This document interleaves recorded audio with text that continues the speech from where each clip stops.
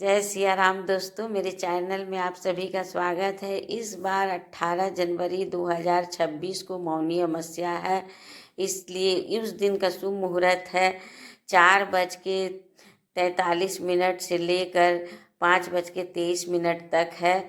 क्योंकि ये ब्रह्म मुहूर्त में ही स्नान किया जाता है, इसलिए इस दिन यह मुहूर्त बहुत अच्छी है और इस दिन स्नान कीजिए और मौनी अमावस्या का फल पाइए। आप लोग के साथ मैं मौनी अमावस्या की कथा शेयर करने जा रही हूँ। मौनी अमावस्या व्रत कथा। कांचीपुरी नगरी में एक देवस्वामी नाम का ब्राह्मण अपना पत्नी धनवती और 7 पुत्र और एक पुत्री के साथ रहता था। उनकी पुत्री का नाम गुणवती था। ब्राह्मण ने अपने 7 बेटों की शादी कर अपनी पुत्री के लिए सबसे बड़े बेटों को वर तलाशने के लिए भेजा। इसी दौरान किसी पंडित में उनकी पुत्री की जन्म कुंडली देखी और उसकी बारे में ऐसी बात बताई जिसे सुनकर सब चौंक गए। पंडित ने बताया कि देवस्वामी की कुंडली में एक दोष है जिसके कारण पुत्री विधवा हो जाएगी। इसके बाद देवस्वामी ने उसके उपाय के बारे में पूछा। पंडित ने बताया कि सोमा का पूजन करने से यह दोष दूर हो सकता है। पंडित ने सोमा के बारे में बताया कि वह एक धोबिन और सिंघल द्वीप में रहती है, उसे जैसे तैसे प्रसन्न करके यहाँ लेकर आओ। इसके बाद देवस्वामी का सबसे छोटा पुत्र अपनी बहन को साथ लेकर सिंघल द्वीप जाने के लिए सागर तट पर गया। दोनों सागर पार करने की चिंता कर एक पेड़ के नीचे बैठ गया।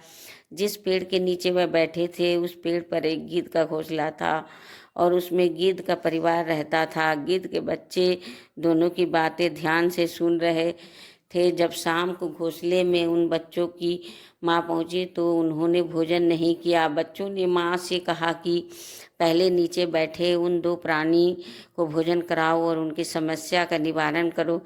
यह वचन लेने के बाद गिद्ध के बच्चों ने भोजन किया। अगले दिन गिद्ध की मदद से दोनों भाई बहनों को सिंघल द्वीप पहुंचा दिया गया।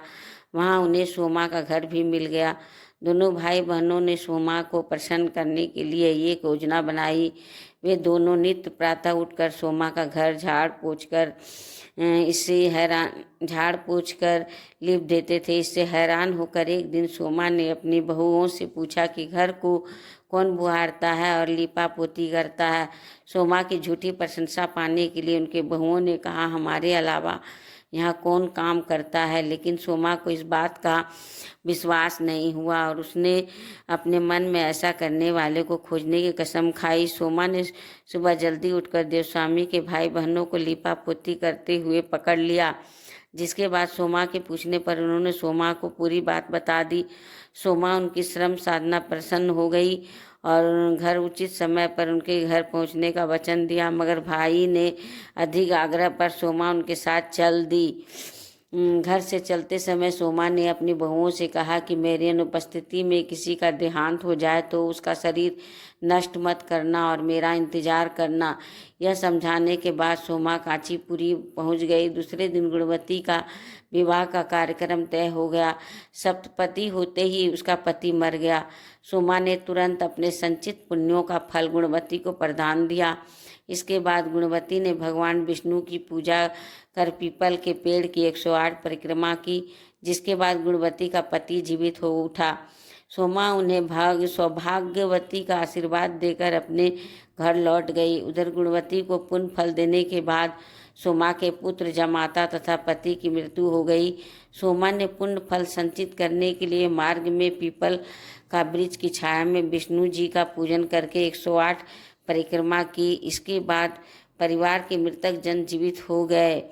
इसलिए कहा जाता है कि मौनी अमावस्या के दिन पीपल के वृक्ष का 108 परिक्रमा भी मौन होकर करना चाहिए। जय सिया राम।